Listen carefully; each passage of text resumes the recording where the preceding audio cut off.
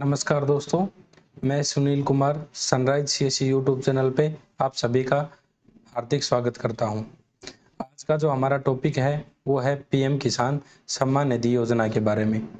यानी कि यह योजना उन किसान भाइयों को फ़ायदा देती है जो अपनी खेती-बाड़ी करते हैं। इसके तहत ये जो स्कीम है ये सेंटर की स्कीम है। इसमें आपको साल में 3 किस्त मिलती हैं 2-2 हज़ार रुपए की। बहुत सारे जमींदार इसका फ़ायदा उठा रहे हैं, लेकिन बहुत सारे किसान अभी भी इससे वंचित हैं। या तो पहले उनके नाम ज़मीन नहीं थी या किसी कारणवश उनके पिता लिया करते थे, अब उनके पिता की डेथ हो गई, अब वो इस स्कीम का फ़ायदा लेना चाह रहे हैं, क्योंकि एज़ पर रिकॉर्ड अब वो किसान हैं, पहले वो किसान नहीं थे। तो ऐसे बहुत सारे किसान इस स्कीम से वंचित हैं। तो आज मैं डिस्कशन करूँगा कि आप इस स्कीम का कैसे रजिस्ट्रेशन कर सकते हैं। कंप्लीट रजिस्ट्रेशन मैं इसमें एक किसान का करके दिखाऊँगा और उसके कंप्लीट डाउट यहाँ से क्लियर करूँगा। सबसे पहले हमें गूगल पे पीएम किसान टाइप करना है। पीएम किसान टाइप करते ही आपके सामने ऑफिशियल वेबसाइट आ जाएगी pmkisan.government.in। ठीक है, इस पे आपको टिक करना है। जैसे आप इस पे टिक करेंगे ये आपको होम पेज पे लेके जाएगा। हमने इस पे टिक कर दिया है। ये पीएम किसान की मेन ऑफिशियल वेबसाइट आ चुकी है। इसको आप थोड़ा सा स्क्रॉल करेंगे, आपके सामने रजिस्ट्रेशन के पोर्टल खुल के आ जाएगा। ये जो पोर्टल है ये है आपका न्यू फार्मर रजिस्ट्रेशन। ठीक है, यानी कि इस पे जो भी रजिस्ट्रेशन करेगा उसके पास सीएससी होना जरूरी नहीं है। यहाँ से कैंडिडेट सेल्फ भी रजिस्ट्रेशन कर सकता है, यानी कि जिसके पास सीएससी नहीं है वो भी यहाँ से रजिस्ट्रेशन कर सकता है। सीएससी लॉगिन आईडी की जरूरत आपको नहीं है। सबसे पहले हम न्यू फार्मर रजिस्ट्रेशन पर क्लिक करेंगे। क्लिक करते ही आपके सामने यहाँ पे पूछेगा रूरल फार्मर या फिर अर्बन फार्मर रजिस्ट्रेशन। जो भी कैंडिडेट रूरल यानी कि गांव ग्रामीण क्षेत्र से है वो रूरल करेंगे, जो शहरी क्षेत्र हैं वो अर्बन करेंगे।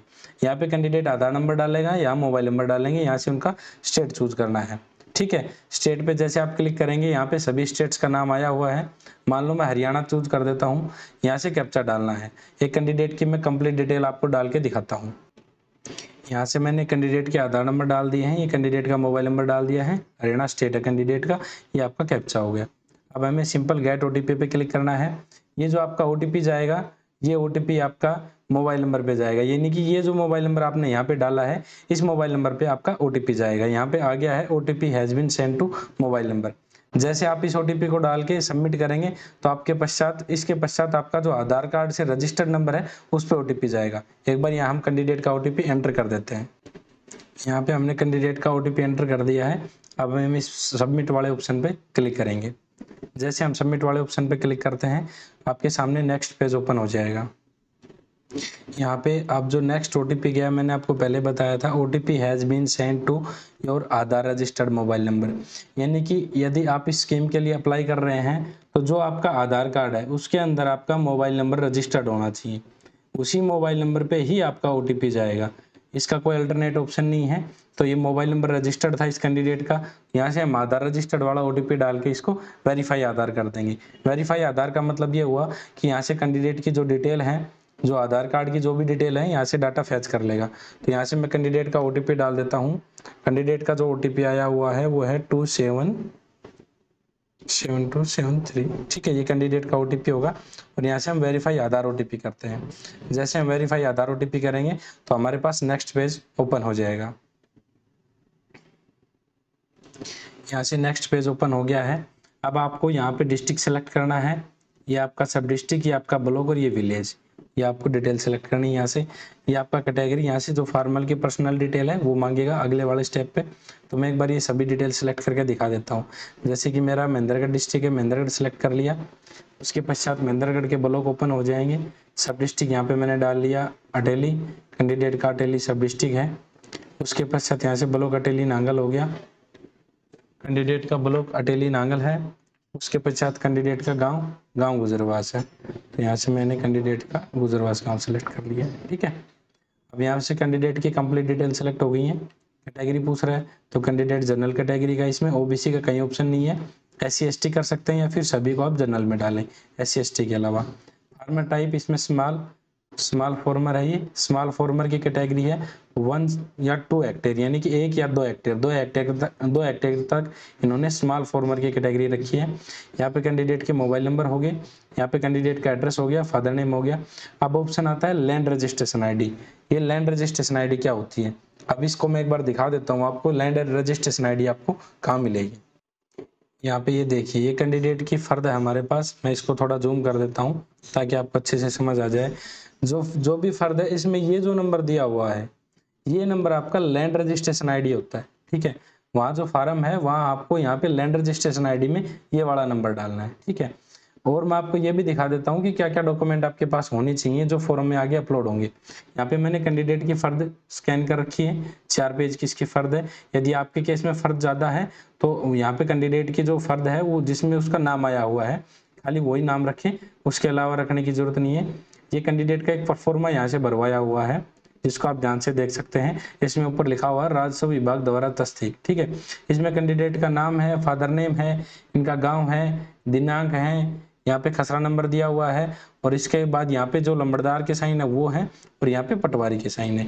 ये मैंडेटरी नहीं है, लेकिन यदि आप लगाते हैं तो जो आपकी वेरिफिकेशन होती है, क्योंकि फॉर्म अप्लाई करने के पश्चात आपकी वेरिफिकेशन आएगी गाँव में कि इस कैंडिडेट के नाम जमीन है या नहीं है, ठीक है, कहीं आपने कोई गलत डाटा तो नहीं लगा दिया है, या फिर इसमें और बहुत सारी चीजें वेरीफाई होती है। तो ये वेरिफिकेशन आपकी जल्दी हो जाएगी यदि आप ये परफॉर्मा लगाते हो तो। अगर नहीं भी लगाते हो तो कोई दिक्कत वाली बात नहीं है, आप ओनली फर्द भी लगा के अपना काम चला सकते हो।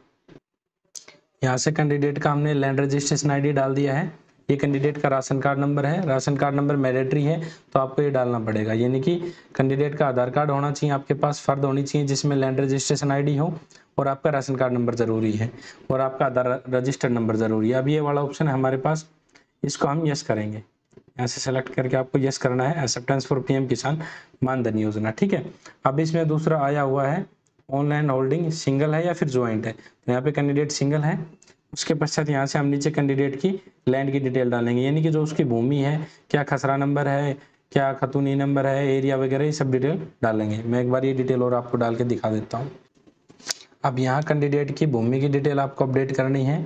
उसके लिए आपको सबसे पहले ऐड वाले ऑप्शन पे क्लिक करना है। ऐड वाले ऑप्शन पे आप क्लिक करेंगे तो यहाँ से आपके पास सारा डाटा ऐड करने का ऑप्शन आ जाएगा। तो मैं जैसे ऐड वाले ऑप्शन पे क्लिक करता हूँ तो हमारे पास ऑप्शन खुल गए हैं।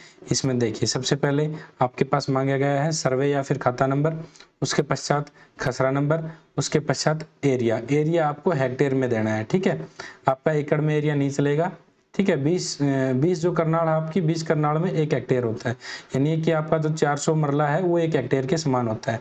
तो आप अपनी जमीन को मरला में कन्वर्ट कर लें ताकि आपको हेक्टेयर बनाने में कोई दिक्कत ना हो।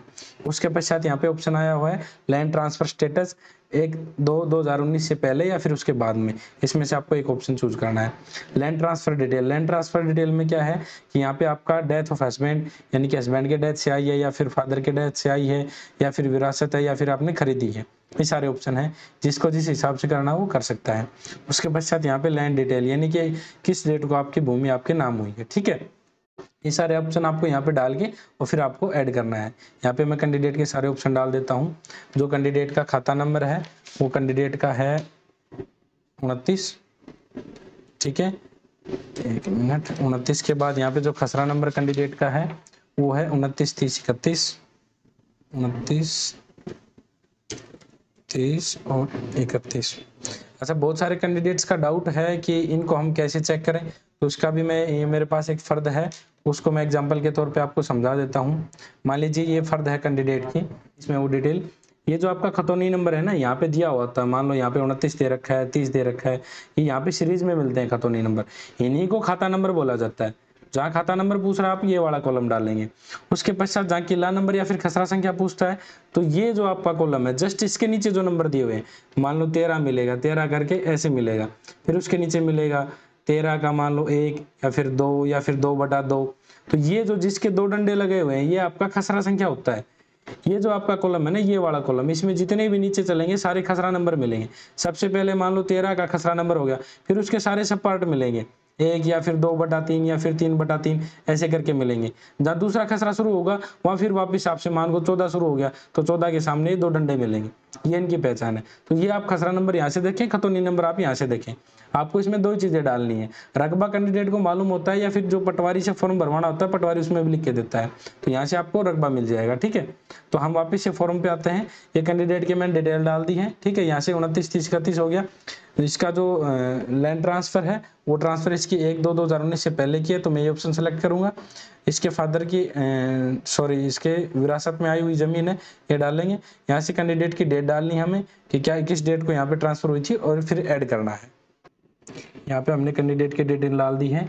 ये जो इसकी लैंड ट्रांसफर हुई थी 16/5/2017 को हुई थी, और विरासत है तो विरासत डाल दिया। यहाँ पे जमीन को हमने हेक्टेयर में कन्वर्ट करके डाल दिया, और ये ऑप्शन हमने बिफोर वाला सिलेक्ट कर लिया। ठीक है, ये कंप्लीट ऑप्शन सेलेक्ट करने के पश्चात आपको ऐड पे क्लिक करना है।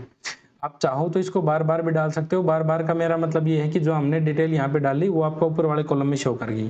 ठीक है, मान लो आपका खतौनी नंबर 29 है, उसके पश्चात 52 में भी आपकी जमीन है, तो आप यहाँ पे 29, 52 कॉलम कभी सपोर्ट करता है कभी नहीं करता है, तो इसमें मैं प्रेफर करूंगा आप पहले कॉलम पे 29 नंबर का डाल दो, फिर आप 52 नंबर का डालना है तो दोबारा से यहाँ से आप 52 नंबर सेलेक्ट करें, उसकी डिटेल डालें, उसमें हेक्टेयर में डालें और लैंड ट्रांसफर डिटेल वगैरह डालें। जैसे आप ऐड करेंगे तो यहाँ पे 2 नंबर में शो करेगा वो। ठीक है, जिस कैंडिडेट को जितनी डिटेल यहाँ पे डालनी है बार बार आप ऐड करते जाएं, यहाँ पे 2 नंबर आ जाएगा, फिर 3 नंबर, फिर 4 नंबर, फिर 5 नंबर।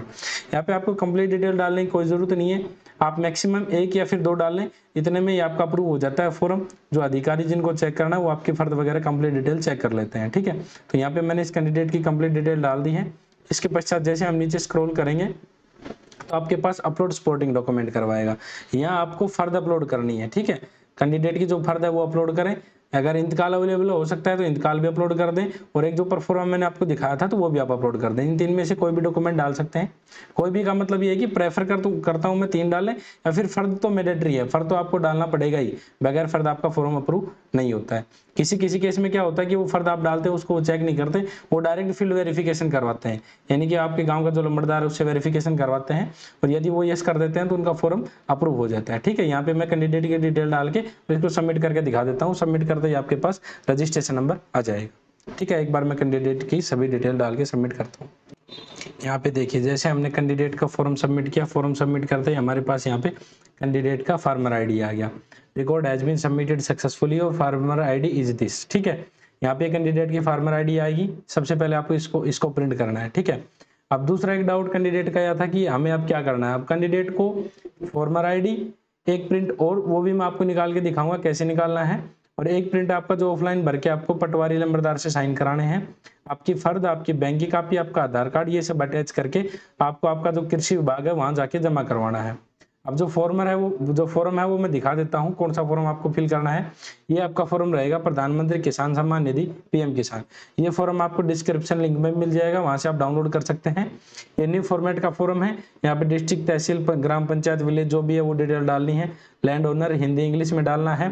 ठीक है, यहाँ पे कैंडिडेट का आधार नंबर हो गया, फादर नेम हो गया, उसके पश्चात कैंडिडेट का ये जेंडर हो गया, इनकी detail, caste, date of birth, address वगैरह जो भी डालनी है। ये आपके लैंड की डिटेल, जो भूमि का रिकॉर्ड है वो, फिर फैमिली का डिटेल है। सेकंड नंबर पेज पे आपके बैंक की पासबुक की डिटेल डालनी है, और फिर यहाँ पे जो पटवारी के साइन है वो यहाँ पे होंगे। ठीक है, पटवारी यहाँ साइन करेगा, यहाँ कैंडिडेट की डिटेल डालेगा। उसके पश्चात इसके जो नीचे साइन है वो लंबड़दार के होने हैं। लंबड़दार के साइन यहाँ पे, ये आपका डेजिग्नेशन लंबड़दार है, ये आपके साइन होंगे। ये फॉर्म आपका पूरा सबमिट करना है आपको। दूसरा प्रिंट आपके पास ये हो गया, इसको आपको यहाँ पे कंट्रोल पे करना है। तीसरा प्रिंट क्या निकालना है वो मैं आपको बता देता हूँ। जैसे इस कैंडिडेट का मैंने रजिस्ट्रेशन किया था, यहाँ पे अपन पीएम किसान सर्च करेंगे। सर्च करते ही आपके पास मेन वेबसाइट खुल के आ जाएगी। उसमें आपको थोड़ा सा नीचे स्क्रॉल करके ये जो आपका स्टेटस ऑफ सेल्फ रजिस्टर का जो दिखाया हुआ है, इसमें मैं आपको दिखा देता हूँ। ये वाला option, status of self registered farmer या फिर सीएससी फार्मर, यानी कि या तो कैंडिडेट ने खुद रजिस्ट्रेशन किया है या फिर सीएससी से करवाया है, उसको यहाँ से चेक करना है। अभी इस कैंडिडेट का मैंने रजिस्ट्रेशन किया है, यहाँ से मैं क्लिक करता हूँ। क्लिक करते ही हमसे आधार कार्ड नंबर पूछेगा। यहाँ पे हमें कैंडिडेट के आधार नंबर डालने हैं, कैप्चा डालना है और सर्च करना है। ठीक है, कैंडिडेट के आधार नंबर डाल देता हूँ मैं। यहाँ पे जैसे कैंडिडेट की डिटेल डाली मैंने, आधार नंबर डाल के सर्च किया। सर्च करते ही फार्मर एप्लीकेशन स्टेटस शो हो रहा है। ठीक है, यहाँ पे कैंडिडेट का आधार नंबर है, यहाँ पे कैंडिडेट का मोबाइल नंबर है। बैंक अकाउंट डिटेल खाली है क्योंकि पहले बैंक अकाउंट में पैसे आया करते थे, अब उन्होंने क्या कर दिया, जो आपका आधार लिंक बैंक अकाउंट है उसी में आपके पैसे आएंगे, इसीलिए उन्होंने आधार का ओटीपी लिया है। वो आपका डाटा फैच करेगा, ये फॉर्म रजिस्ट्रेशन करने से पहले आपका आधार कार्ड से बैंक अकाउंट लिंक होना जरूरी है, वरना आपके पैसे नहीं आएंगे। ठीक है, तो ये कैंडिडेट के पैसे आने का प्रोसेस है। उसके पश्चात यहाँ हमारे पास रजिस्ट्रेशन डेट दिखाया हुआ है। ठीक है, ये कैंडिडेट की रजिस्ट्रेशन डेट है और यहाँ पे रीजन ऑफ रिजेक्ट, यदि यहाँ पे कोई रिजेक्ट का रीजन आता है तो यहाँ से शो हो जाएगा। ठीक है, तो कैंडिडेट की कंप्लीट डिटेल होगी। स्टेटस में आ रहा है पेंडिंग फॉर अप्रूवल एट सब डिस्ट्रिक्ट या फिर ब्लॉक लेवल। यहाँ पे ब्लॉक लेवल पे पेंडिंग है फॉर्म, इसका फील्ड वेरिफिकेशन होगा, फिर ये फॉर्म अप्रूव हो जाएगा, तब यहाँ पे अप्रूव स्टेटस शो करेगा और आपके पैसे आने शुरू हो जाएंगे। तो एक कंप्लीट प्रोसेस था पीएम किसान का रजिस्ट्रेशन करने का। यदि फिर भी कोई डाउट रहता है तो डिस्प्ले पे हमारे नंबर दिए हुए हैं, आप कॉल कर सकते हैं, व्हाट्सएप मैसेज या फिर कमेंट करके हमसे पूछ सकते हैं। धन्यवाद दोस्तों।